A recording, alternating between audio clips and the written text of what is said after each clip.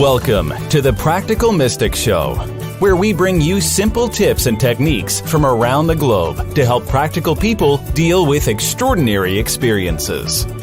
And now, your favorite scientist, shaman, and sacred clown, and also the show's host, Janine Bolon. Hello, and welcome to the Practical Mystic Show. I'm Janine Bolon, and today we have Jason Antalek joining us from Littleton, Colorado. Jason does Akashic readings, he does Angelic Reiki Healing, he provides soul-level understanding supported by angels, archangels, ascended masters. Jason also has spiritual gifts that helps people uncover the restrictions that are separating themselves from their own abundance. So welcome to the show, Jason. Thank you so much, Janine. I appreciate you having me. It's a pleasure. And that's all you get of Jason for this moment, because we have to introduce Violet Rain. Violet Rain is a woman who has created her own sacred space down in Littleton, Colorado. She's had me down to promote my stuff. She creates this beautiful community called Discover Your Spiritual Gifts, has a place there where Healing Center is located, as well as a teaching center. And what I'm going to do is let Joel tell you more about her business. This episode of the Practical Mystic Show is brought to you by Discover Your Spiritual Gifts. Discover Your Spiritual Gifts offers spiritual education, resources, and services to individuals that are interested in discovering their own spiritual gifts and healing powers, providing an open, respectful, and inclusive space for individuals that are seeking spiritual support and guidance. Owner Violet Rain offers a wide variety of services, such as coaching, Akashic Record readings, Angelic Reiki, DNA and Merkaba activations, mediumship readings, and cord-cutting releases. The schedule is also full of fun workshops, classes, and meetup groups. Discover your spiritual gifts in Littleton, Colorado. Visit discoveryourspiritualgifts.com. So thank you to Violet for your support of Jason, myself, and the rest of the many mystics that are down in the community of Littleton, Colorado. So thank you again for joining us at the Practical Mystic Show today. As I was telling you, I can't wait to have Jason Antalek come on and tell us a little bit about himself. But before we do, I wanted to talk a little bit about Jason's journey when it really started to accelerate, and that was in October of 2015. It was a major turning point for him when he experienced a soul awakening as a result of a closed head injury. Nothing like getting a bonk on the head to help change your life. Soon after that, he was led to study the Akashic Records, and through the tools of meditation, spiritual readings, and channeling sessions, Jason gathered systems so that he could address the thoughts and the beliefs that were restraining the acceleration of spiritual growth. By becoming a conduit to the Akashic Records, along with becoming a certified soul realignment practitioner, Jason combined his intuition with his energy healing, crystal work with matrix energetics, and with that insight, he manifests the highest good not only for himself and his life, but for those of his clients. So once again, welcome, Jason. It's really good to have you on the show today. That was a fabulous introduction. You're welcome. I get so excited when I have guests just because I love the work that you guys do. But for the mystics that are out there that are learning their own spiritual gifts, the purpose of this show is to help them get a few practical tips. But before we launch into the tips that you have for people, I was curious, just tell us a little bit more about your awakening process. And what I'm looking for with you is, when you were in this awakening process to your spiritual gifts, how long did they take to mature, and what did they look like as you were moving forward with that? I would love to hear about that. Oh, fabulous. My learning curve was accelerated, as you already had mentioned, with the motor vehicle accident and head injury. And what I first discovered was that when I was working in the Akashic Records, I didn't have any of the symptoms. I didn't have headaches or migraines. I wasn't edgy. I didn't feel like I couldn't think for myself. I wasn't as confused. Just so many things that come along with that post-concussion syndrome, that being in the healing energy of the Akashic Records really alleviated those. I also found, as I continued to deliver readings, that when I was delivering the readings, that I had none of the same symptoms. So I didn't struggle as much when I was working in the Akashics. So how I managed to bring that forward to myself in my daily life when I just wasn't just doing readings was continuous meditations, looking for different ways to connect with the Akashic Records. Not every time you get in there is it appropriate to, you don't really always have time for a big prayer, or if you're in the middle of work or something like that. Just having that energy to draw down to me was very beneficial. Okay, so tell us then a little bit about your spiritual gifts as a whole. So the head injury from the car accident didn't kickstart your spiritual gifts. Did you have them before the accident? Well, the truth there is I did have them, but I wasn't as focused as I was after the accident. I brought along a lot of interest from my previous existence before the accident. I had a lot of things that I really wanted to learn about, but the Akashic Records was the one thing that really stood out to me, and that's how things started to unfold. Okay. And can you describe a little bit about what you mean by the Akashic Records? Because not everybody is going to be understanding of that. Oh, sure. The Akashic Records are an ethereal superhighway of energy that records the history of everyone's soul, along with the history of all the planets and stars and everything you see in the universe. That field is available to us here on Earth. We can tap within. We can also go to the Akashic Records if that's how we prefer. But the beauty of being able to access your own records and your own soul's path is the ability to understand the cycles and things that have happened to you previously.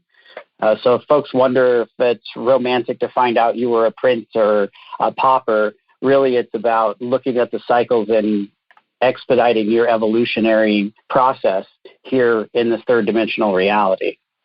And what does that look like for some of your clients when you're talking about the type of cycles that a soul can go through?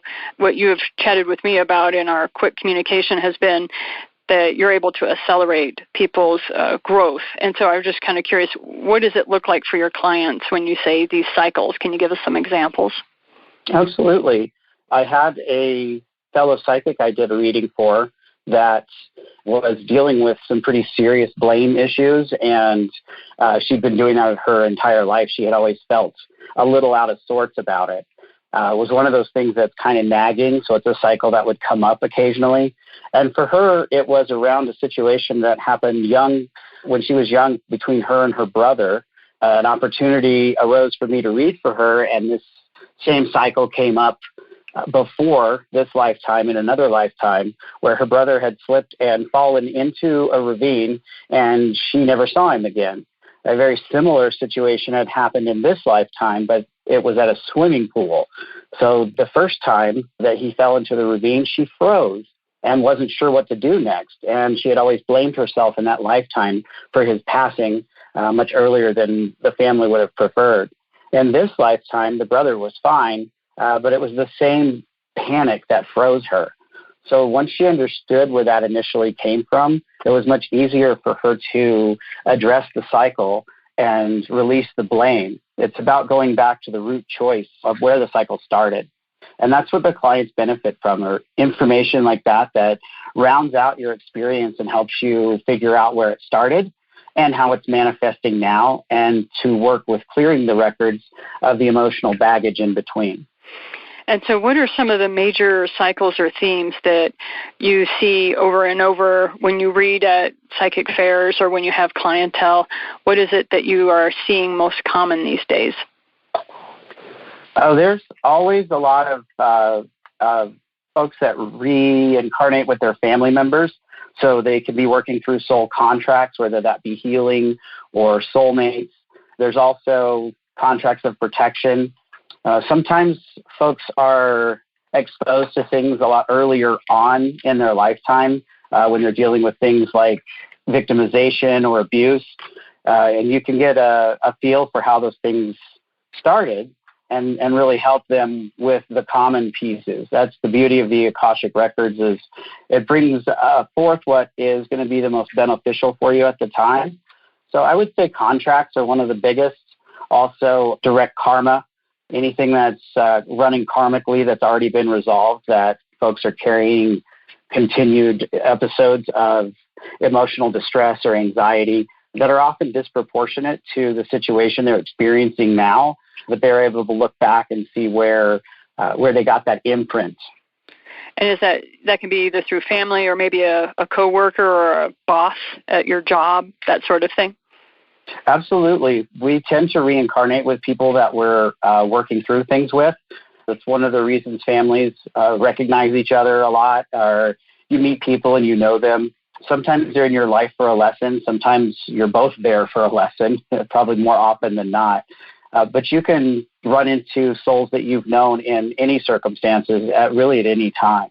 I'm familiar with the Akashic Records, but I do remember when I first started chatting with people, there seemed to be so much diversity in the way people access them and how they get their information. So if you have a client that comes to you that says, Jason, I really don't mind paying you to help me get through all my stuff, but how do I go about accessing this on my own? Teach me this. What are some of the first steps you would recommend for people to teach themselves how to access their own soul contracts and soul understanding? Oh, that's a really great question. Thank you. The first step that I work with people is when they're going through their clearing work to really pay attention to the energies that are coming up, to the way things feel, to how the shifts in energy happen. There's a 21-day transmutation of energy that allows for complete clearing through the Akashic Records down into our third dimensional body.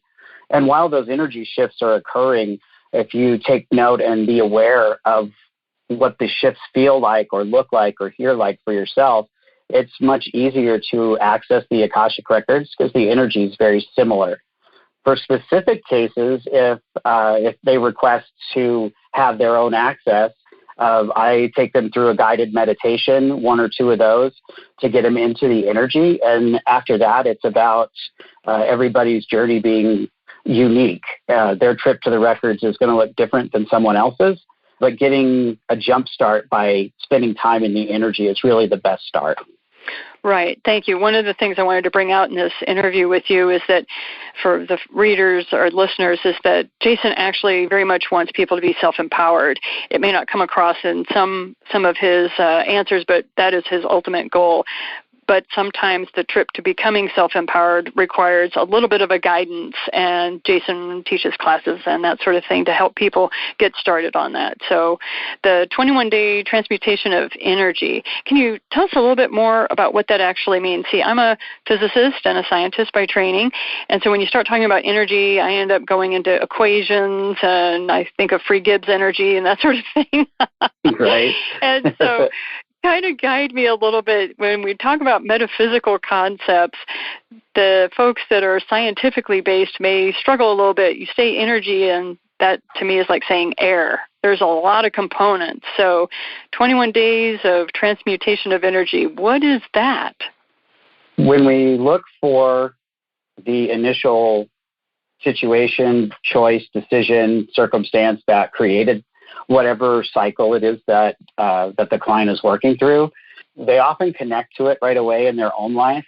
And when they are doing the clearing work, they're asking for assistance from their higher self, their subconscious, their superconscious, also their guides and angels. They ask for assistance in clearing that energy from the Akashic Records. So you maintain all of the lessons, but on the other side, you don't have the same emotional baggage. So that's how you internalize and feel the initial contact with the records. And then as for outer benefits, it's more happiness, less stress and anxiety. And it really is, like you said, about empowering people and helping them understand that process. But the energy takes some time to move through the different levels. And you progressively feel that during the time of the transformation with the energy work that I provide. Right.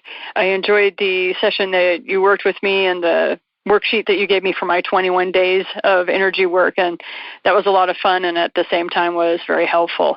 So I would like you to talk a little bit more about Angelic Reiki. Can you describe that to me? I am, like I said, scientist, and Reiki healing, that form of gift, I do not practice. I do not have a lot of understanding of. So help this noob understand what Angelic Reiki is all about.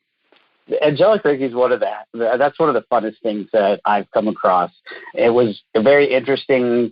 I was very interested in Reiki and all forms of it. And I experienced some of that during my healing. So my interest was piqued, but it was never really something I wanted to follow. Angelic Reiki is a little bit different than the traditional forms of Reiki. The traditional forms are focused a lot on chakras and the transference of energy through the practitioner into the client. In Angelic Reiki, it's a little different shift where we're getting assistance from the angelic kingdom of light or through the ascended masters or both. And it's almost as if you move out of the way and the healing comes directly from those beings, from through you and to the seeker or the client. It's very intense healing, and the energy shifts are you're a lot more connected to them, and you can really feel when that's happening. A session takes about maybe a third of the time that a good Reiki session will, and the effects of it make you feel kind of light, and you feel like you kind of got a reboot, and you have an opportunity to make new decisions in that time frame. And a lot of people find the power to do that because they're supported by the angels or ascended masters, and really that's ultimately what it's about, is helping people with their transformation that they wish and giving them a head start, really. Well, and this is a perfect time of year because we're having this interview during the fall equinox, and it changes of phase. As a cosmologist, I study that a lot. I've noticed that in the metaphysical community, during the equinoxes and the solstices, major changes happen with people. This is where situations pop up with family, relatives, at work. Emotional issues that you thought were taken care of resurface if they haven't been fully, and that's when people start seeking out practitioners like yourself. I liked your understanding and your definition of the traditional Reiki versus angelic. For my Native American listeners, it would be equivalent to the hollow bone, where you will find medicine men, shamans saying, just make me a hollow bone, and then that's their form of angelic Reiki in the tribal perspective. So just to give a little feedback on that.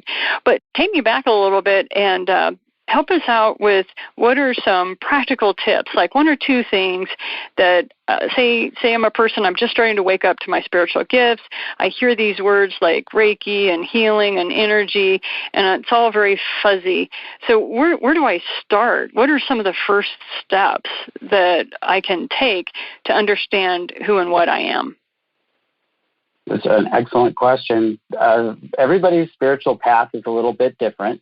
And some people get on the path, in similar ways to each other. One of the first steps that you can take as someone who's seeking to understand and expand those gifts is to be around like-minded people, whether it be through Meetup or Facebook. Meetup's a really great place for people to connect with those who have the same interests as they do, and go to a couple of different meetups or a few and just start getting an idea of what works for you and where it feels good, what you enjoy. And it's really about your spiritual awakening being comfortable. It gets intense sometimes, and that's part of the growth of really anything. But the spiritual piece after that is really about looking for what sort of medium interests you. Do you love crystals? Do you want to work with clearing work? Do you want to be a Reiki student? Do you want to work in the Akashic Records? And those things start to show up. They have a way of presenting themselves. And it's about following your instincts and your intuition. Okay, I'm frequently asked this a lot in my own work, and that is, how do I know what my intuition is? I mean, we have some folks who are coming online, so to speak, and know that there's a need for growth and expansion, but they don't know how to even trust themselves. Do you have some tools that you can offer folks like that today? Absolutely. And that is a common problem, like you say. It's a common question for sure. And our intuition is something that everybody has, and we're in touch with it. It's that gut feeling, literally from that area of the gut. A lot of people ask, how do I know if I am really sensing this, or if it's imagination, or how do I know if I'm really meditating? And it's about what that feels like for each person. It doesn't have to be a huge spiritual experience. The small pieces, the little shifts, are just as important and impressive and helpful as the larger experiences. So when you work with your intuition, getting validation outside of yourself, possibly kind of looking at your day and seeing how it feels, and then pay attention to what happens. Does it match that? Does it work that way for you?